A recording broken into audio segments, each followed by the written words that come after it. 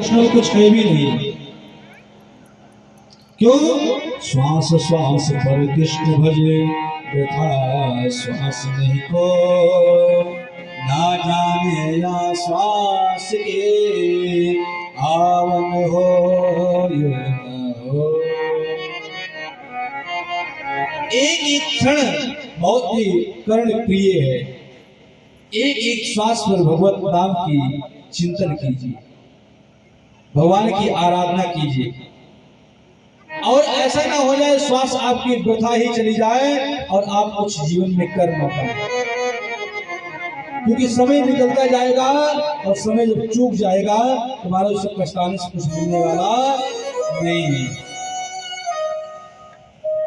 बोले महाराज हम क्या करें, जीवन में क्या करें? जीवन का एक ही स्वरूप है। बड़ा सुंदर प्रत्युत्तर है, जिस स्वरूप को हम आप सभी लोग सुनते हैं, बड़े ध्यान से चिंतन करते हैं, जिसके लिए यहाँ पर हम सब उपस्थित हैं।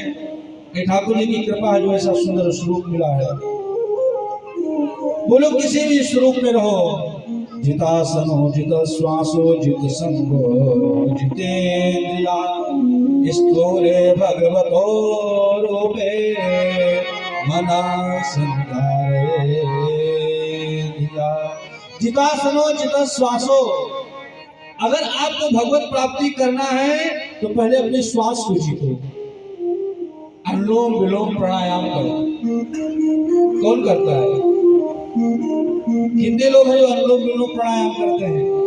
कोई नहीं। तो श्वास को आप कैसे जीत पाएंगे? जित श्वासो जितासनो, अपने आसन को जीतो। 3 घंटा कथा में बैठना पड़ता है महाराज, पैर 100 प्रकार के स्वरूप में परिवर्तन होते रहते हैं। एक क्रम से बैठने का प्रयास करो, तभी महाराज भक्ति मिल पाएगी। बोले फिर जित संगो, अपने संग को जीतो।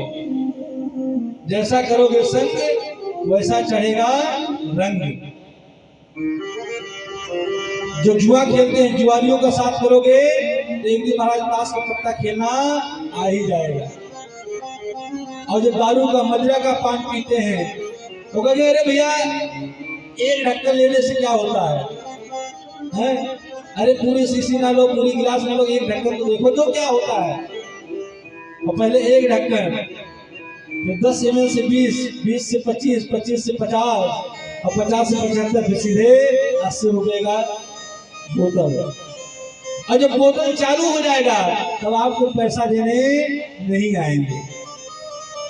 तो संग को जीतो अगर आगे बढ़ना है।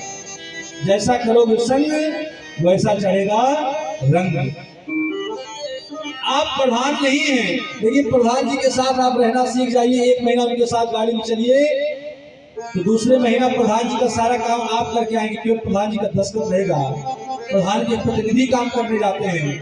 प्रधान महिला जीती है और काम उनके पतिदेव कर रहे हैं प्रतिनिधि के स्वरूप में। महिला केवल वहां पर दस्तखत होता है बस। विधायक आप नहीं है, लेकिन विधायक के साथ आप रहिए तो महाराज 1 महीने बाद स्वयं आप विधायक जी से कम नहीं है। और जितनी विधायक जी की हंसी नहीं होगी, शायद विधायक की गाड़ी चलाता उसका जलवा रहता है। जितना मुख्यमंत्री के जलवा रहे उसके साथ में जो सचिव रहते हैं, उनके साथ में रहने वाले, उनका उससे ज्यादा बड़ा जलवा है महाराज। उससे बड़ा लेवल है, व्यवस्थाएं हैं। तो जैसा करोगे संग वैसा चढ़ेगा रंग, और जैसा पियोगे पानी वैसा बोलोगे वाणी। इसलिए वाणी को संयमित बोलना चाहिए, मधुर बोलना चाहिए। सत्यम भूयात् प्रियम भूयात्, हमेशा सत्य बोलना चाहिए और प्रिय बोलना चाहिए, कड़वा कभी नहीं बोलना चाहिए। आपकी बात को किसी को चोट लग जाए तो ऐसी बात मिथ्या भाषण नहीं करनी चाहिए।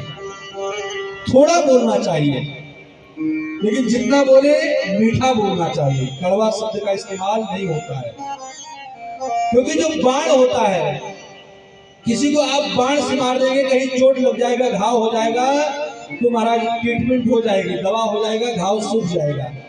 लेकिन किसी को बाणी का बाण बोल दोगे वो जीवन पर्यंत याद रहेगा। जब जब आपको देखेगा तब कहेगा फलाने हमको ऐसे बोले थे। इसलिए बाणी का बाण नहीं बोलना चाहिए। बोले फिर भैया, बोले जितेंद्रिया, अपने इंद्रियों को जीतना चाहिए, अपने इंद्रियों को जीतना चाहिए। अब ये नहीं भैया मन कह रहा है चलो विश्वा बाजार घूम के चले आए, तुरंत चल दिए। मन कह रहा है चलो लोसा मार्केट करके आते हैं, पहुंच गए लोसा मार्केट करने के लिए। मन कह दिया चलो ये चीज कहाँ है, तो जो मन कह दिया वही करने लगे। नहीं, मनमुखी कार्य नहीं करना चाहिए। और स्थूलो भगवते रूपे मना संधारे दिया। अगर आप अपने आप को स्थिर करने का प्रयास करेंगे तभी आपको परमात्मा मिलने वाला है, और नहीं भैया परमात्मा मिलने वाला नहीं है। श्री सुखदेव भगवान ने बड़ा ही सुंदर प्रत्युत्तर दिया। सूत जी से कहा आपने पूरे समाज के कल्याण के लिए ही प्रश्न किया है परीक्षित, अगर आप ऐसा प्रश्न न करते तो समाज का कल्याण नहीं होता, पूरे समाज के लिए तुमने प्रश्न किया है। देखो परीक्षित, ये जीवन का जो उम्र है, सतयुग में मनुष्यों की आयु जो होती थी 1 लाख वर्ष होता था। कितने वर्ष? 1 लाख वर्ष। अपने यहाँ 4 युग हैं, सतयुग, त्रेतायुग, द्वापर युग और ये चौथा चरण कलयुग। 4 युग का शास्त्र में वर्णन है। तो जो सबसे पहले है वो सतयुग है। सतयुग में एक व्यक्ति की आयु कितनी होती थी? कितनी होती थी? 1 लाख वर्ष। 1 लाख वर्ष का आदमी होता था। 1 लाख वर्ष के होने के बावजूद भी परमात्मा नहीं मिलते थे। कोई ये जरूरी नहीं कि परमात्मा मिल ही जाए। भजन करते करते पूरे जीवन को व्यतीत कर देते थे, लेकिन भगवान मिलते नहीं थे महाराज। बोले जैसा युग बदला, समय परिवर्तन हुआ, रूप बदला, क्योंकि प्रकृति किसी की होती नहीं है, प्रकृति बदलती है। जो मकान आपको प्रिय लग रहा है, आपके पुत्र को मकान अच्छा नहीं लगेगा। आपका ही बनाया हुआ मकान आपके आंख के सामने आपका ही पुत्र रहेगा, पिताजी ये मकान ऐसा खूबसूरत नहीं लग रहा है, अगर सुंदर बनाना तो अगर इसको तोड़ दिया जाए और ऐसे नक्शे बना दिया तो बहुत सुंदर लगेगा। तो आप ये नहीं कह पाएंगे बेटा ये मकान मैंने इतनी मेहनत से अपने सपने में सोचा था और बनाया है, इसको तोड़ दोगे तो दुख होगा। आप स्वयं कहेंगे नहीं बेटा सही कह रहे हो, ये फर्श नहीं अच्छी लग रही तो टाइल्स होनी चाहिए, टाइल्स नहीं अच्छा हो नहीं लग रहा तो महाराज मार्बल होना चाहिए। आप स्वयं आपके सामने ही आपके बनाए हुए मकान को तोड़ा जाएगा और आप बोल नहीं पाएंगे, आप कुछ कह नहीं पाएंगे, वो आपको प्रिय लगेगा। बोले फिर बोले महाराज युग बदला, परिवर्तन हुआ, स्वरूप बदला, त्रेता युग आ गया, उसमें से धीरे से 1 जीरो कट गया। त्रेता युग में कितनी मनुष्य की आयु होने लगी? 10,000 वर्ष। कितना? 10,000 वर्ष। फिर समय बदला, 10,000 वर्ष तक भी परमात्मा मिल जाए कोई गारंटी नहीं था। द्वापर आया, द्वापर में महाराज धीरे से 1 सूत्र और निकल गया, फिर कितना हो गया? 1,000 वर्ष आयु हो गई। एक व्यक्ति की आयु 1,000 वर्ष। 1,000 वर्ष तक सब जीते थे। फिर द्वापर के बाद परिवर्तन हुआ, प्रगतिशील हुई, समय बदला, रूप बदला, उसमें से 1 जीरो धीरे से और हट गया। अब कलयुग आते आते मनुष्य की आयु कितना हो गई? 100 वर्ष की हो गई। और 100 वर्ष में भी कोई कोई शतक लगा रहे, नहीं तो महाराज 75-80 में गोविंदाय नमो नमः। कोई जरूरी नहीं कि 100 तक आप पार ही कर पाएंगे, ये भी कोई कंफर्म नहीं है। अब 100 वर्ष की आयु है, उसमें भी ये जरूरी नहीं कि आप उसको कंफर्म कर पाएंगे पूरा फाइनल, ये भी कोई गारंटी कार्ड नहीं है। सामान की तो गारंटी है कि 3 साल का वारंटी कार्ड है भैया, अगर बिगड़ जाएगा कंपनी दोबारा दे देगी, लेकिन शरीर की कोई गारंटी कार्ड है ही कि आप 100 वर्ष पूर्ण कर पाओ। अब 100 वर्ष की आयु में भी हमारा आधा सोने में बिता देते हैं भाई, दिन और रात्रि की आयु होती है, आराम क्यों सोने में बिता देते हैं। अब 25 वर्ष तक अवस्थाएं में केवल पढ़ने लिखने में बचपना गुजार देते हैं। अगर सीधी सीधी हम सोच लें तो 25 वर्ष तक अवस्थाएं में पढ़ने लिखने में गुजार देते हैं। 25 से 50 वर्ष में हम घर गृहस्थी को संभालते हैं, संभालते नहीं संभालते हैं। और 50 से 75 हम अपने जिम्मेदारियां, नाती पोता, बहन बेटी, विवाह, घर परिवार, नात रिश्तेदार को संभालते रहते हैं। और 100 वर्ष से 25 वर्ष पहले निकाल दीजिए, क्योंकि महाराज कहेंगे मुख से राम और निकलेगा आम, भजन भी नहीं हो पाएगा, घुटने में दर्द होंगे, शरीर शिथिल हो जाएगा, अवस्थाएं रोग हो जाएगी। ये रोग का घर है, जो शरीर है ये रोग का घर है, और वो घर हमारे साथ में है, कहीं बाहर नहीं है।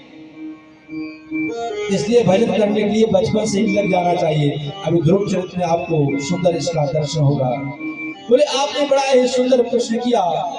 बरे सते प्रश्न कृतो लोकहितमो नृपा आत्मविद सम्मता पुंसा